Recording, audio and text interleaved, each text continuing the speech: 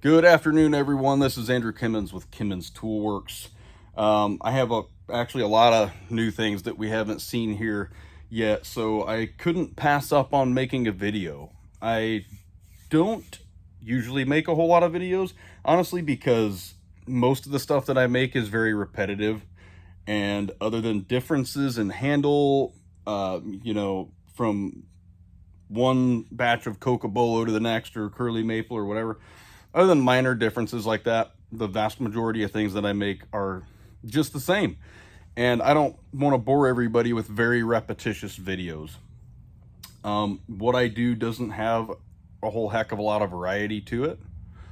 And even though I make 200 different blade styles with an unlimited combination of things, and I can even do different socket materials and end cap materials.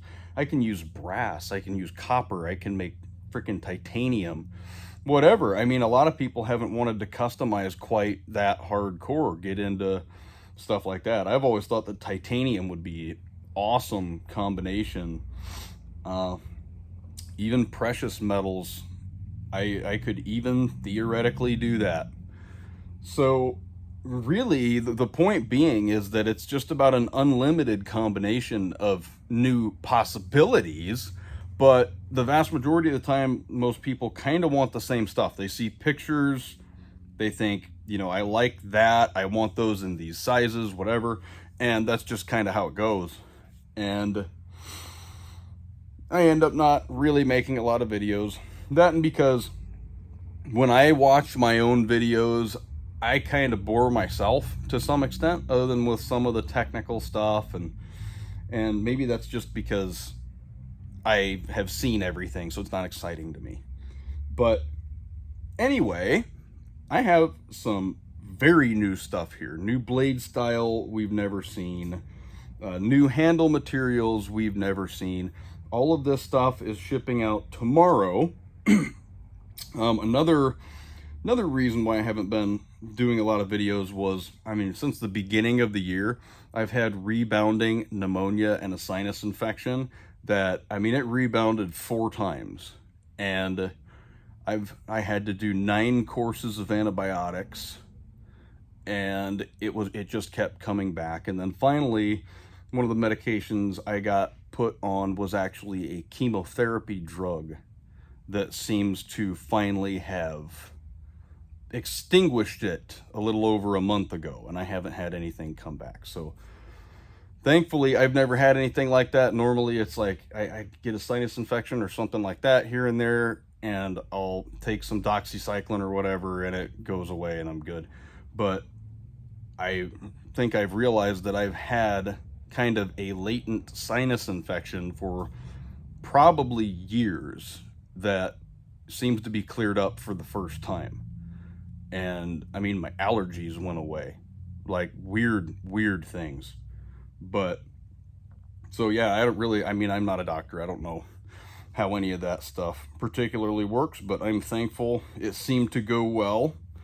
And on the rebound, I know that last trip around I lost like 15 pounds, so it was a bit, but I still worked every day. I think I took one day off because my fever was super high, so I just laid in bed and watched TV. But yeah, this year's been a little bit rough, plus the demand has been really high this year. I've been getting a lot of orders, so it's been a lot.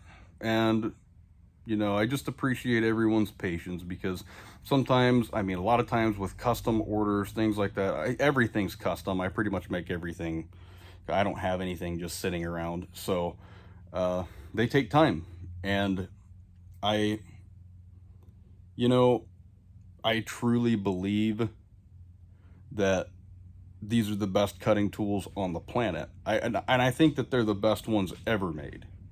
I think it's more than, they used to make things real well, and then now anymore they don't make things so well. Not even that. They didn't used to make things this well. I don't think that there's better performing, more, I just don't think anything like this has ever existed. And I truly believe that. And I treat these as though it's true, and everything that I do is unique and special, even if it is the same kind of things over and over again. Like, I don't treat them like that. I put the same amount of attention to detail in to each one, whether it is the 100th time I've made that same tool or the first. It just doesn't really matter. And that's what makes them unique and special. And I can do everything in small batches, do everything very closely controlled, and you know, it's pretty cool. I really enjoy getting to do what I do, and I really appreciate everyone's patience, because I have no, I have no help with really anything in life. I just handle pretty much everything myself, and everything with my business myself, and my life myself, and I have to still do my house cleaning and my grocery shopping and cooking every meal and stuff like that. I mean, I grew up, unlike a lot of people. A lot of people don't seem to grow up these days, and that's really quite interesting. But anyway, back to what I've got here. I have had numerous requests for the same style of tool for actually many years now. And it's one of those that I've put on the back burner over and over for multiple reasons. One, it's metallurgically a challenge given the environment I operate in. That's probably the biggest reason, but also I've kind of learned at this point, and it is what it is. I'm a very straightforward person.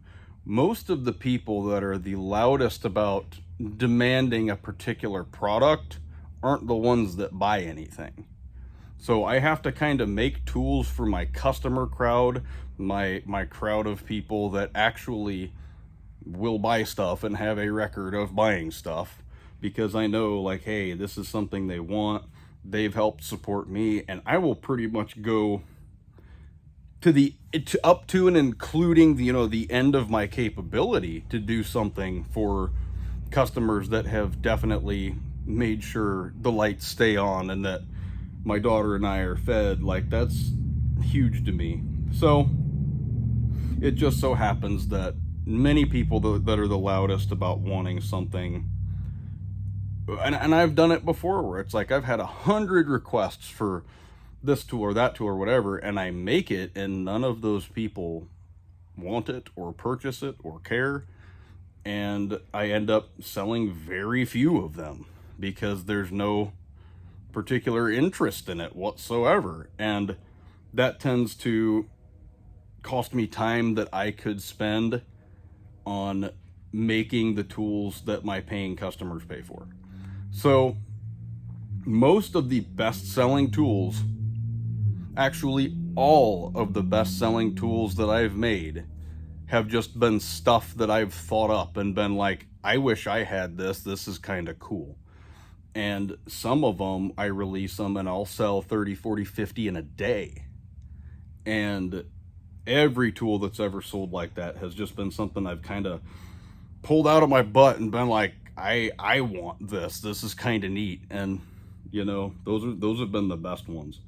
So I do take everyone's requests seriously, for sure, but I also am a realist and very practical, and I know that I have extremely severely limited time. The best phrase or term that I've ever heard for someone in my situation is, I'm literally time poor. Like, it's like time poverty. There's all different types and of like poverty, and you can be just fine as far as taking care of yourself, paying your bills, whatever, and just be completely and utterly time poor. And that has been a big part of my life, is just trying to find efficient ways to squeeze everything in. And because I am OCD, I think that, like, I mean, my shop, it's pretty organized, it's pretty clean pretty much every time anyone sees it. I don't clean it for a video. I clean it. I keep it clean. I work with metal and wood in the same shop. That is an extreme fire hazard. So I keep things extremely clean. It's also very difficult to keep these tools as clean as I like to keep them if my shop is dirty. So take cleanliness very seriously. That being said, my house is the same way. You know, I am OCD and I accept that. So I've got normal life stuff too, and then I do everything with this. And then so when I get these surges of orders, I go like crazy on top of, you know, doing my best to keep up on normal stuff in day-to-day life. And then stuff comes along that's like that pneumonia where I'm off and on sick for like half of a freaking year. So, you know, life. I just appreciate everyone's patience because pretty much most of you know my last year or so, a little over a year, has been rough. It was just like, you know, go through divorce, which sucked, and then like got a dog, puppy died immediately, like within a couple months, and then like the stuff, I just got sick and it took forever to stop getting sick. And it was like, I don't know, I think your stress level can really affect your health too, and I think that was a big part of it, was like just a lot of stress made it to where my immune system was just shot. And anyway, could sit here and ramble all day. I just haven't talked in a while. I haven't made a video in a while. So, you know, I think in another life I probably would have been a radio host or something like that, because I can just ramble. I don't know. But I'm going to stop rambling right now because we have an actual purpose for this video. There's a real reason. And this is something actually that I haven't had many requests for. But all the requests have been customers, actual like paying customers. So it's been something in my head that's like, I've got to figure this out and do it to the best of my ability and make it metallurgically sound, which really is the reason why I have kind of put it on the back burner, is that if I'm going to put out a tool, I have to at least do the best I can to make sure that it's metallurgically proper and correctly done, and it will serve the customer for the lifetime of the customer. And I am certain I pulled that off. So without further ado, let's talk about some of this stuff and show you what I'm talking about. Sorry for the long intro. I get a little bit carried away. It's just been a while since I've said anything and done a video on here. So anyway, this is what we have at the moment. These are going out tomorrow. Some of these were supposed to go out actually last week, but like everything, everything's been difficult to get done, hold up for this, that, or the other thing. But these are the ones that are going out. I have a bunch of other stuff in the same batch that's not going to be going out tomorrow, but going to be a couple days later, the end of the week. And I'll do at least one more video this week. That way everybody can see the rest of the stuff and get kind of an idea of what I'm talking about. But anyway, there's a wide array of stuff here that's pretty cool. And I think that you can probably spot something you haven't seen before in curly maple here. And this particular tool, it's a bent neck chisel, or a crank neck chisel, some people call them. And this is made to customer specs. This isn't my design. He actually has one of these that he uses, I believe it was a Japanese style chisel, so that's why it has the shorter blade. But he wanted my rendition of the tool done in my style with the steel that I prefer to do it in. And he gave me the metallurgical freedom to choose, you know, what steel I wanted to do and everything. I ended up going with A2. But the reason why it's a complex tool to make is because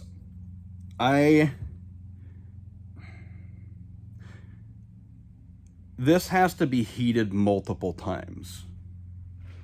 And heating a piece of steel multiple times and exposing it to oxygen, because when they're in my forge, they are in a completely non-oxygenated environment.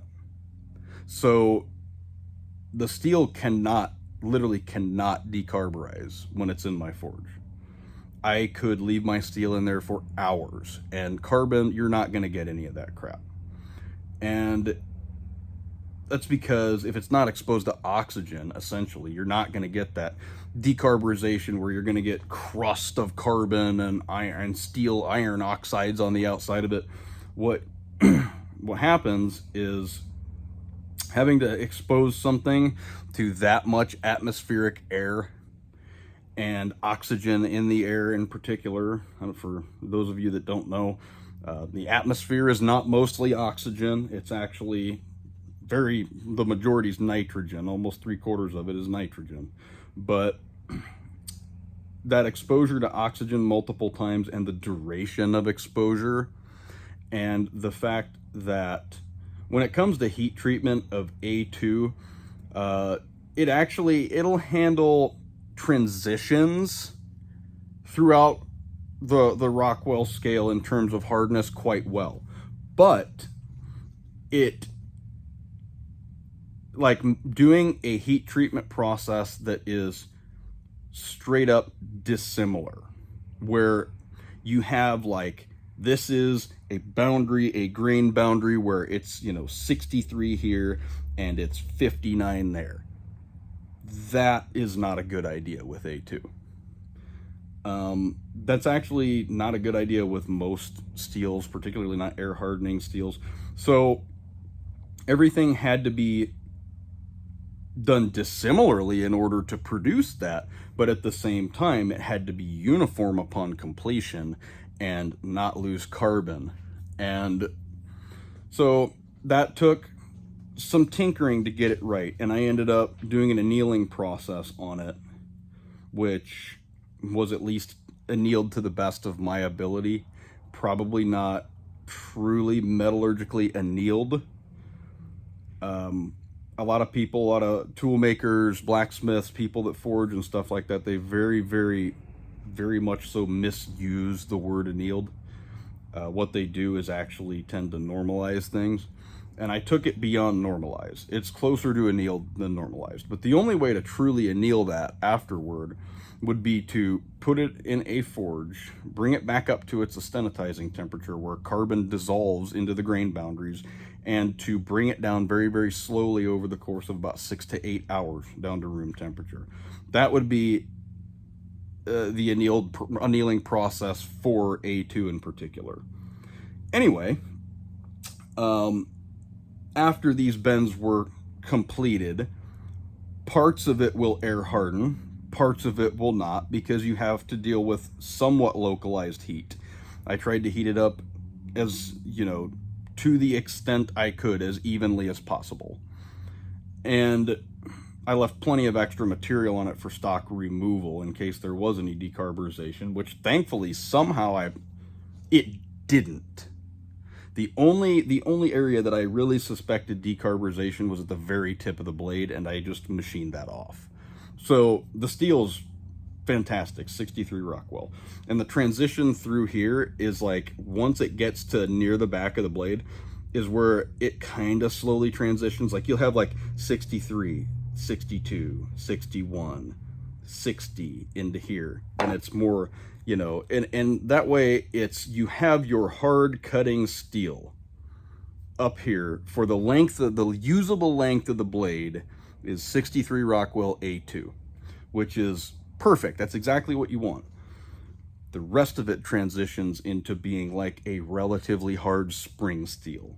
That way you're not going to get fracturing or anything like that, because a really hard blade, if the whole thing was 63 Rockwell, that would be a very bad idea. It would just really increase the risk of breakage. And so a lot of little things go into stuff like this, into everything. And that's part of the reason why I make these videos, is because, I had a guy years ago, and I said something about like, pretty much this is like my life's work. The the knowledge that I have gained throughout my life in many different fields, many different hobbies and things like that, kind of has, this is the cumulative outcome to some extent. And there was a guy that just kind of laughed at that. He was like, seriously? Like, Chisels is your entire life's experience? Like, that's the simplest tool on the planet. Just extremely rude. And it's only because of ignorance. Like, I didn't really take offense to it, because it's like, obviously you don't know metallurgy, because metallurgy, truly understanding metallurgy with multiple different steels applied in multiple different ways, like, yeah, dude, that's a lifetime. Not only that, but to apply it and to learn how to machine, like learning machining well enough to make things plus or minus less than 1,000th and produce a finish that is consistently fantastic. Like, yeah, a lot of little things add up. And not to mention, these materials right here, these three that we haven't talked about yet, are actually some of the most challenging materials on the face of the planet to turn. And from everything I've heard and read, most wood turners won't go anywhere near that. And so many people, they try and give up. And they say, yeah, I'm not going to deal with that. And, yeah, so that took quite a bit to figure that out. It's not like Cocobolo or Curly Maple. It turns really well. Like, just turning each one of those handles once the blank's already roughed out, I mean, easily close to half of a day, even with my experience level with those. Could I do it more efficiently now? Probably. I mean, the first one took me a whole day. So yeah, a lot of experience and a lot of touch goes into things like that. And you can possess all the knowledge in the world, but it comes down to, can you do it with your hands? And there's, a lot that goes into a tool that may only have 4 parts or 3, sometimes a lot. And this is one of those where this was a legitimate challenge to me. This posed a challenge. But I really wanted to be able to make this for him. And I thought that it was a really cool challenge to make this and to pull it off. And I'm glad I took it on, and he was very patient, and I appreciate that very much. Like, I've had a bit of a rough last year or so I just really appreciate the patience. But this was legitimately a fun tool to make. And like I said, this is pretty much made to his spec. And this has a medium length handle on it. This isn't a butt chisel handle. It may look like it, but it's between a standard length handle and a butt chisel handle. So I forget the actual length. I wrote everything down. It's a standard socket tang design. The socket's the same as the other ones. And the blade is A2 steel. And this was pretty awesome. The only difference was that I made the blade, I think, just a touch longer. And I mean just a touch, like less than an 1/8 inch longer, just because I was worried about stock removal from the end. And I figured, if it's an 1/8 inch longer, it's probably not going to be upset. Like, it gives you a little bit more usable length to the tool. And then, just for the sake of doing it, I put a 25-degree hollow grind on the bevel, and it's the only tool I've ever done that on. And it's something I can offer now, but I normally won't use those for myself or anything like that. But I just thought it would be a really, really cool touch to make something like this that was a metallurgical challenge, high risk of breakage, high risk of screwing it up. Not only to do that and put a 25-degree bevel on it, but to do that, put a 25-degree hollow ground bevel on it, which is just kind of neat to me, because it's like, that right there, it takes a tough tool to handle that. That's like, that is the true test of a woodworking tool is, can it handle that? Because you have, I mean, it's hollowed out. Like you have less and less material supporting that edge. So when it comes to possibilities of breakage, that's very, very high risk. It's also easy for a lot of people to hone because it gives you just 2 points of contact. And if you want to touch it up, you can just pretty much, and then you've touched it up, you're good to go. So like, yeah, I just thought it would be cool. It's something I at least can offer if people are interested in that. I do have to charge extra for it just because it's more time consuming. And I didn't charge extra on this one because I was learning how to do it. But for this particular tool, the whole back is flattened and the clearance on it like is pretty much great for your hand. So you could slide this along things to trim and not have your hand really go anywhere near the bench, and it's going to stay just dead flat on the bench. And you've basically got two 90-degree bends. It's, you know, I've smudged it up with my fingerprints, but it's a full polish along the sides and a matte finish along the top and bottom. I thought that that would just be a cool touch, adding a full polish down the sides. So this is something that I can offer, and it doesn't have to be this style. That was his style that he wanted. I can do these with standard length blades.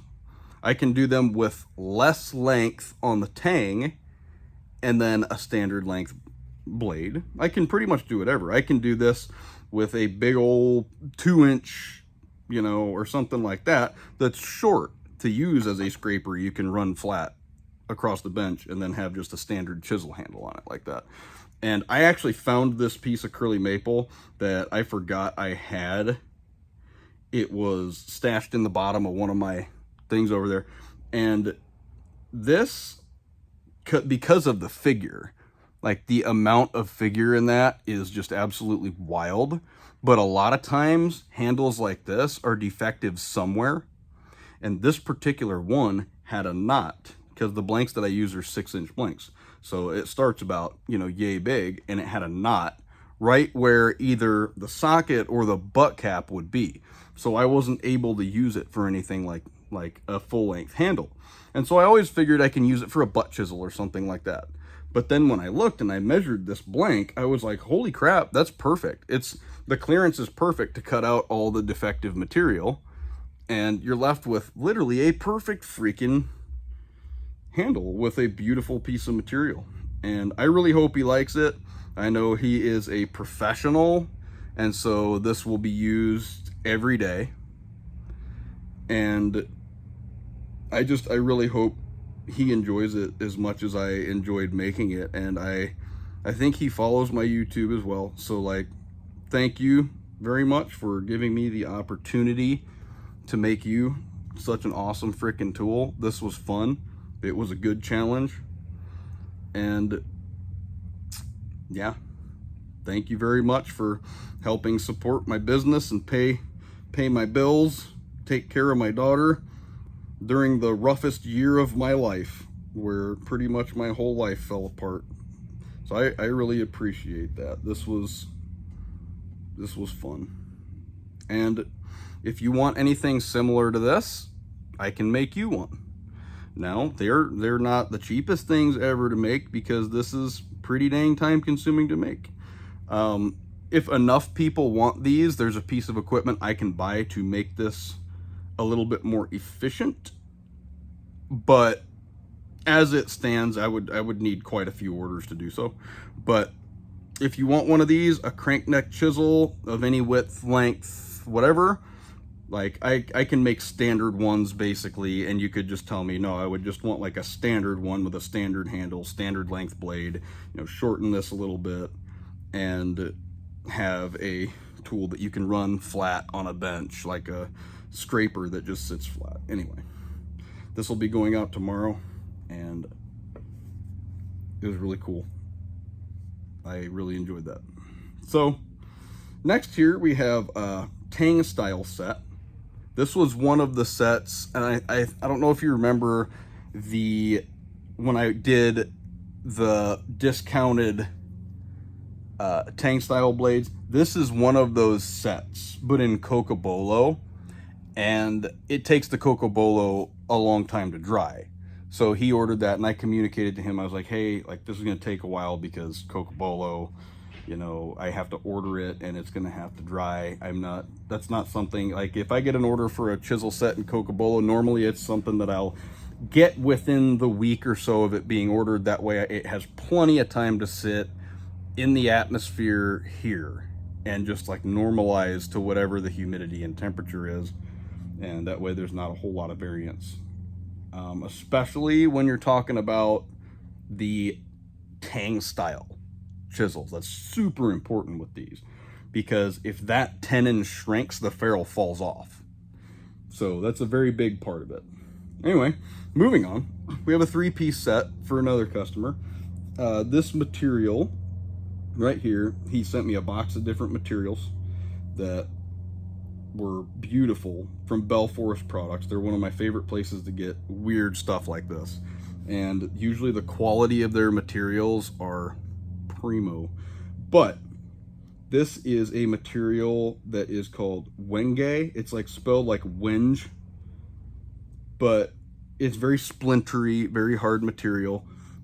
This is black palm, and this is red palm. And he specifically picked these two that he wanted for this 3-piece, and then kind of gave me the freedom to pick what I wanted out of the box. And I thought this would be a good pairing with that. And so we have those, and these are going to be going out tomorrow as well. He has quite a few things on his list that he wants, and he's just going to do them in little bits at a time. So we have a 3/8 dovetail chisel over here. Oh, I forgot. I should probably hold these up because you probably can't even see what these look like very well. They're dark handles. Okay, here we go. This turned out glassy finish on it, which is absolutely insane for a palm species. This stuff, I mean, and it is. It's smooth and glassy and beautiful. I did not want tear out on any handle that leaves here. I don't like it. This is the red palm, and the same kind of thing, just very smooth, glassy, no tear out, it's not splintery. This right here is the Wenge material, and it's beautiful, and it's really a good match because it's this would be very splintery, kind of like the other two. That way I figured I'll just pair all these up and do that. So this is a 3/8 fishtail chisel. Hopefully you can see that. The bevels on these are crazy, and the flats along the sides are just like freaking minimal. Ultimate clearance tool if you're cutting a dovetail or something like that. This sucker is made for clearance. And other than that, here we have a couple. This is a pair of drawer lock chisels, and we've seen these before. These are as completed. They come in a pair, and they're made with 1/4 inch thick material, and as you can see, they're mirror image of each other.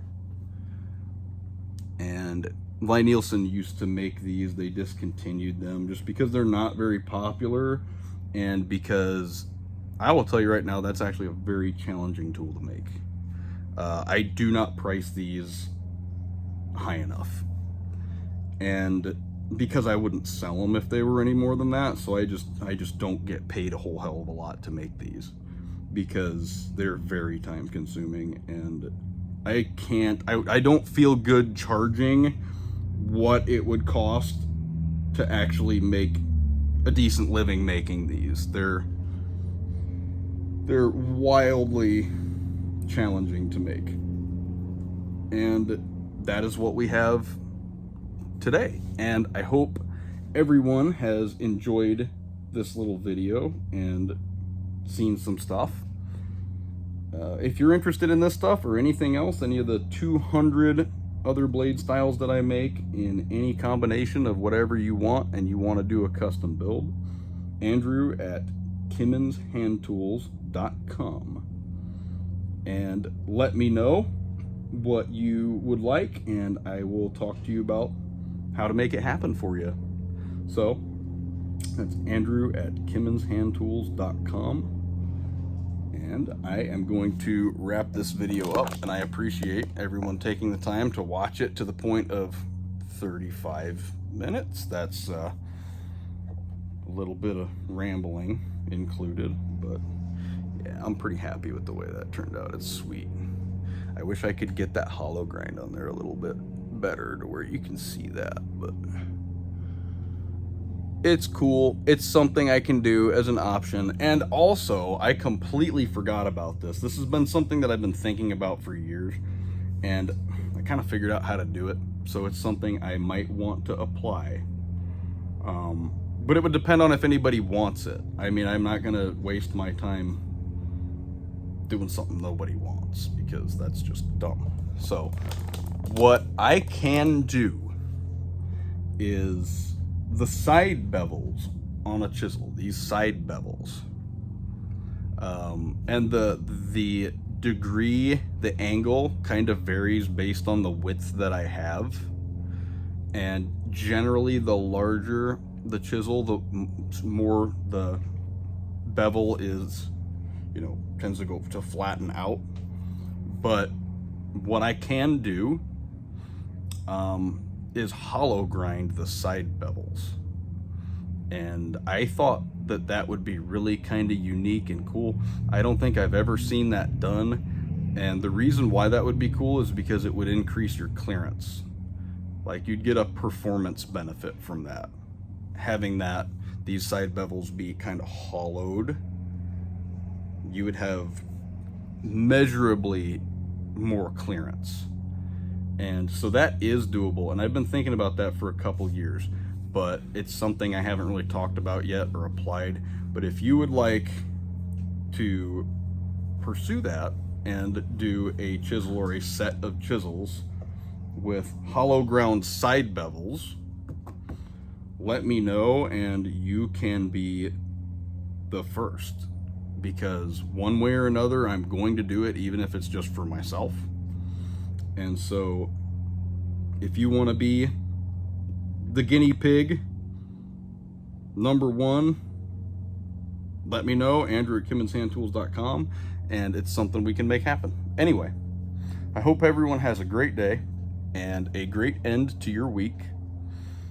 And I appreciate everyone more than you know for supporting me and my business and taking the time to look at this stuff and care about it, because in today's world, like this kind of stuff, only a very, very tiny demographic of people care about whatsoever.